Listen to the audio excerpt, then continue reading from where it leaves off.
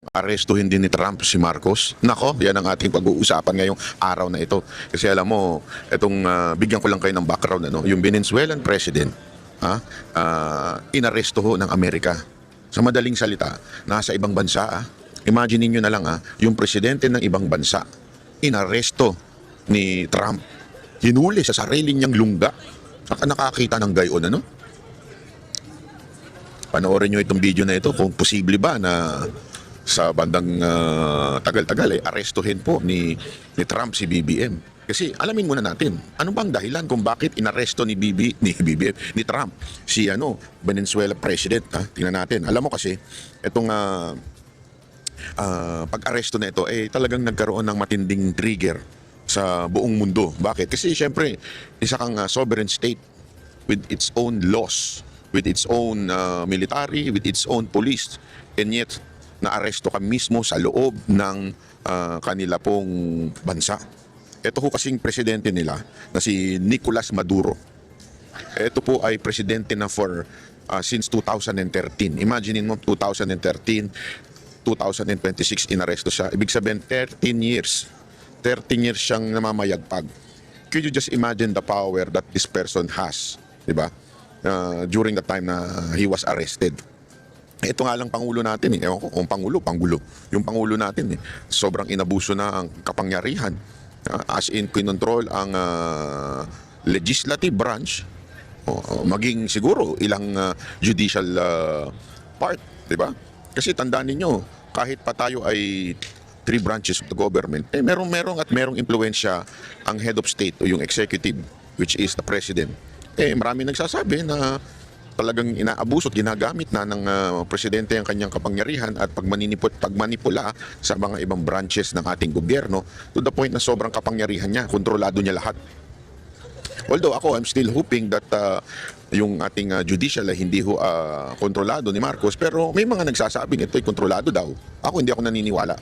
Pero may mga nagsasabing kontrolado na rin ni Marcos dahil sa tindi nga naman ng pera. Alam naman natin ang tinding insertion ng nangyari ng mga nakaraang di ba? So ibig sabihin talagang malupit yung kanilang kakayanan na mamahagi ng pera. At dahil doon naiimpluwensya nila ang legislative branch, di ba? Yung pansinin ninyo, di ba? Meron yang 2 million na Christmas bonus, saan ka pa?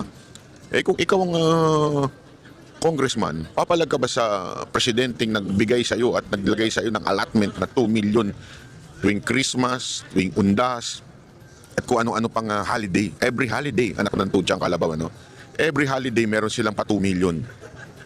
Aside from the monthly. So imagine mo, tiba-tiba ka, di ba? Talagang dahil doon, ikaw ay sisipsip o ikaw ay kontrolado ng presidente. At sa tingin ko, ganun din naman ang nangyari siguro dito kay sa Venezuelan president. So imagine mo, if you are ruling for 13 years, ibig sabihin nun, you have much power during the elections. And syempre, sa atin din ng sumisipsip sa yung mga opisyal ng gobyerno, opisyal ng kasundaluhan, opisyal ng kapulisan. Abay, 13 years ka na mamayagpag. Kaya ka na natili dyan dahil sa tindi ng kapangyarihan mo.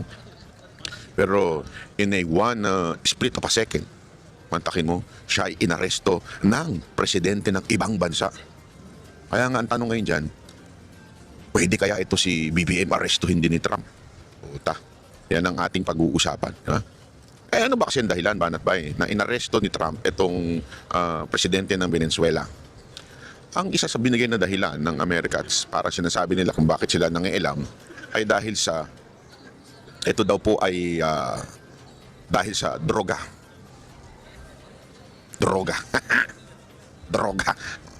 Bangag. Hindi naman bangag yung presidente pero pinahihintulutan niya ang kartel, ang mga drug cartel. Hinahayaan niya, 'di ba, na pumasok ng Amerika yung mga drug cartel.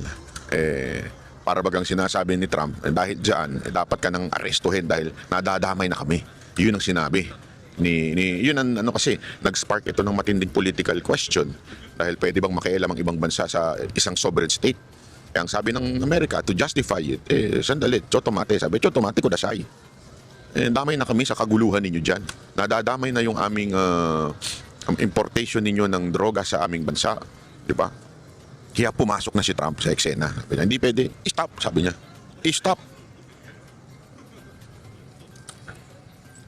malayo man ang Pilipinas para tayo ang mag-import ng droga sa Amerika. Ang tanong ngayon ay, sa tingin nyo ba ay dahil sa pagiging di umano, according to his sister na si Amy Marcos, ay bangag ang ating presidente? Bangag ang ating presidente, sabi ng kanyang kapatid. Sa tingin nyo ba ay hindi na makikialam ang presidente ng Amerika? Marami kasi nagsasabi, malamang hindi kasi nakikinabang ang Amerika. Sip-sip si Marcos sa Amerika. As in, mihigop ng utot ang ating presidente sa presidente ng Amerika. Kaya kita ninyo, kahit anong command, kahit anong sabihin, uto-utong sumusunod sa Amerika, naging tuta na ng Amerika itong si Marcos.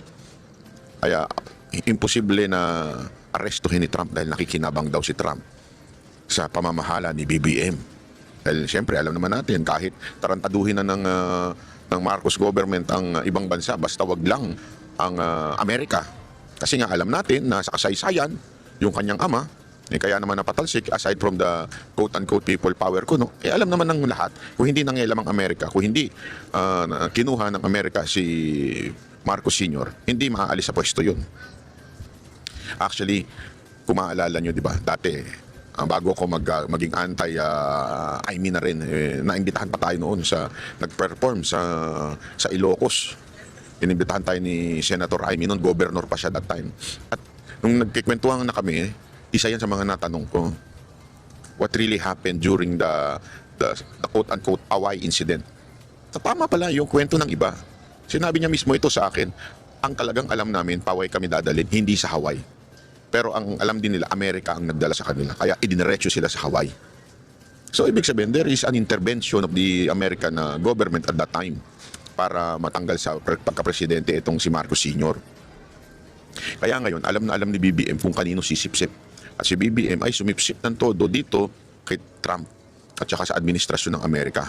Kasi nga, alam naman na pagka siya po ay magloko-loko, hindi siya matatanggal kung sipsip at tumihigop ng utot ng presidente ng Amerika itong si BBM. Pero ako I have this somehow faith and believe that si Trump ay kahit papaano ay makadiyos at makatao. I do not know. Tapon nga isang araw meron akong nakausap na mga Amerikano dito. Alam nyo kasi dito sa Japan, kuwela dito maganda kahit ibang lahi, kunwari nagiinuman kayo, pwede kayong makipag-usap, makipagkwentuhan na walang problema. Basta hindi ka lang violente. Kasi sa atin, hindi mo pwedeng gawin yun. Makipag-usap ka doon sa kabilang table. Away ang abutin mo, bugbugan kayo niyan. Dito pwede yan, cool. Nung umiinom po ako one time, kami na po ni Bojo. Shoutout kay Bojo, panoorin nyo YouTube niya kay Bojo. Nung nanonood po ako nag-uusap po kami ni Bojo dito sa Kabukicho Tower, doon sa mga izakaya doon. Meron kami nakatabing mga foreigner, mga Amerikano. Sobrang tabi na siya, tumabi sa amin malapit. Ewan ko kung kursunada ako nito mga to, kursunada si Bojo. Pero hindi naman mga bayot. Nung kikwentuhan, alam mo, syempre, na-intriga ako sa kwentuhan nila. Hanggang yung isa pala military. At galit na galit siya sa China. Alam mo naman tayo, nakibati na rin tayo sa kwentuhan ng politika. So, and sabi ko sa kanya, tinanong ko sa kanila, how do you see Trump as a president? Do you think the assassination or the attempted assassination of Trump is true? Sabi ko, pinractice natin yung English natin, Brad. Siyempre, tuwan-tuwa naman sila. Wow, this person knows how to speak in English. Sabi ko, yeah, of course. I am from the Philippines. Oh, you're president. Ganun ang tingin. You're president. Kumano, no? Sabi ko, pambirang buhay mukhang may nababalitaan sila. Kaya tinanong ko, pinasok ko yung sabi ko, what do you think of the policies of Trump? Kasi di ba may mga announcements si Trump, mga polisiya niya. May ina-announce siya tungkol sa mga immigrants. Kasi issue ngayon yan issue yan sa buong mundo. Yung nangyari sa Australia, yung nangyari during the New Year celebration in Paris, France, yung kaguluhan sa Amsterdam, may kaguluhan din. At isa nga yan sa big issue ngayon dito sa Japan, yung kaguluhan. Dahil nga na parang, alam mo na, may mga ibang lahi. At ayoko i-pinpoint yung, pero may ibang mga lahi dito na nanggugulo na hindi, alam mo yan, hindi sila nakikiayon sa pamamalakad o kultura ng Hapon. Pag-usapan natin yan, maya-maya. Hindi kasi alam mo, importante yan Ako bilang, I think, 10 years na ako nagpupunta dito sa Japan for Christmas and New Year. nakikita ko yung changes. Nakikita ko yung dami ng foreigner, yung gaijin, tinatawag nila. Although there are good and there are bad na nangyayari. Halimbawa, dati kasi talagang napakahirap pumasok sa ibang mga restaurant na for Japanese only. Meron sila kasing ganong attitude eh. One, it's not because they're racist. Akala ko nung una because they're racist. No, ayaw nila magpapasok because they cannot speak well in English and they don't want to be misunderstood o misunderstand, whichever you like. Alam mo yun, hindi kasi sila, parang ganito eh. Ang prinsipyo kasi ng Hapon ay hindi makasagabal, hindi makaperwisyo. Yan ang kanilang ano. So any conflict, ayaw nila nun. So kaya sila hindi tumatanggap ng foreigner because hindi maintindihan yung system ng kanilang bar o ano bang ang tawag mo diyan. Whether that is a bar just for drinking kasi meron silang halimbawa may mga patong sila na 350 kasi para hindi tambayan. O kaya naman minsan 1,000, depende yan sa bar kung anong klase. O minsan naman 3,000 o minsan 10,000, depende sa bar. Okay? Ngayon, kung minsan kasi ang mga foreigner nagrereklamo sa ganun, lalo na yung actually mga puti ang mahilig magreklamo sa ganyan eh, yung overcharge. Kaya sa kanila ayaw nila ng foreigner. Yun ang dahilan, not because of racist. Kasi hindi lang magkakaintindihan sa sistema. Tapos hindi ka pwedeng tumambay, unlike yung iba. Bawat, isa lang ang alak, tinambayan mo na buong araw, buong gabi. Di ba? Dito, bawal yung ganun. Kailangan talaga umorder ka. Kung hindi ka man umorder, magkakaroon ka talaga ng charge. And because of that, nagkaroon na ng issue sa mga foreigners. So hindi sila nagpapapasok. But as time goes by, nung tumatagal na, etong mga Japanese naka-adapt na rin. Somehow, yung iba sa kanila natuto na rin mag-English. Kaya, natatanggap na ngayon ng gaijin o yung foreigner. Ang gaijin means foreigner. So, napapasok na nila, pinapayagan nila. Yun yung good part. Ang bad part, itong ilang mga foreigner na binababoy ang kultura nitong mga Hapon. Binababoy ang ng itsura ng Japan. Halimbawa, yung maingay. Ayaw na ayaw nila niyan. Yung nakakaistorbo. Alam mo pa naman, minsan yung mga foreigner, minsan pamilya, biglang titigil habang naglalakad. Siyempre, sobrang dami ng Hapon na naglalakad, madidistract yung flow ng traffic ng mga taong naglalakad. Medyo nabibwisit sila sa ganun. Tapos yung uupo sa kalsada, yung mga ganong klaseng style, ayaw nila nun. Nabibwisit sila dun. Ayaw nila ng mga ganong klaseng pangyayari. Kaya din, nagkaroon din ngayon ng bagong Prime Minister itong Japan na medyo in-stop particular yung mga isa sa issue dito yung in-stop nila yung pagpasok ng mga Chinese immigrant. Kasi punong-puno na ng Chinese immigrant dito. Kahit nga, sabi nga doon sa isang news, buong building na occupy na nila. Sa kanila, hindi ganun yun eh. Kasi meron din silang, ayaw man nila sabihin, pero may isa silang relihiyon, hindi ko na rin sasabihin, na medyo pinipigilan nilang pumasok. Bakit? Kasi nag-iingay, nagpipray sa kalsada. Bawal talaga dito yung mag-ingay. So, yun yung mga bagay na nagiging problema. Ako, as a foreigner, apektado. Kaya nga sana ako, nakikiusap ako sa mga foreigner na pupunta dito. Although tayo mga Pilipino, we can adapt. Tayo mga Pilipino, sanay tayo dyan yung mag-adapt sa kultura ng iba. Itong mga hindi ho nag-a-adapt. Yeah, sure, you can use it. Tinala, maganda ka. Hindi sinampal kita. Joke lang. Kayo naman. Sumimas yan ako dun Hindi. Anyway, yun na nga, di ba? Ngayon, dahil sa mga nangyayaring ganito, yung pagkukross ng border sa iba't ibang bansa, isa yan sa mga sinabi ni Trump. At kaya nga nung tinanong ko yung mga Amerikano nung kausap ko, at gusto nila yung mga ganong patakaran ni Trump.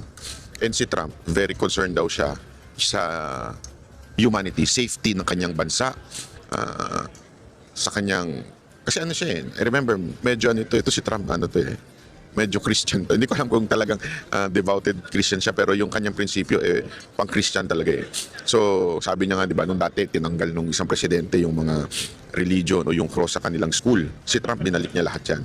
Kasi nga gusto niya ibalik yung morality sa bansa niya. And that is good. As a matter of fact, there is some churches are now declaring American revival sa kanilang bansa. Going back to the scripture, yan ang nangyayari ngayon sa bansa ng Amerika. Because dapat natin maintindihan, this is all about saving the nation of America. And one of the reason, at mismong nakita ko nga doon sa isang interview, ay gusto nilang i-protect yung ibang mga bansa tulad na rin ng Taiwan, di ba? Yan yun, kaya nga nagkaka-conflict sila sa China. Yan ho yung kanilang parang advocacy. Ang tanong na lang talaga dito, tayo kayang Pilipinas, poprotektahan ni Trump from destruction? Yan ang ating ilagay siguro sa comment. Maybe we can share this video to our American friends. If you're really concerned on humanity, please save our country from our president. Our country is doomed for corruption and drug addiction. And the crime rate is going up as well as unemployment is going up. The Filipinos are now in real chaos. I hope that the President of America would consider helping us. I don't know how. Maybe you can convince your friend, BBM, our president, to stop whatever he is doing. Again, it is not I who said that. It is his sister that we have a drug addict president. Imagine it. Breakfast is like that. Trump, can you see that? Our president is having a breakfast like that. And the person who said that is not political enemy, but his sister. So, Trump, if you have the advocacy of saving other countries from disaster, would you consider saving us?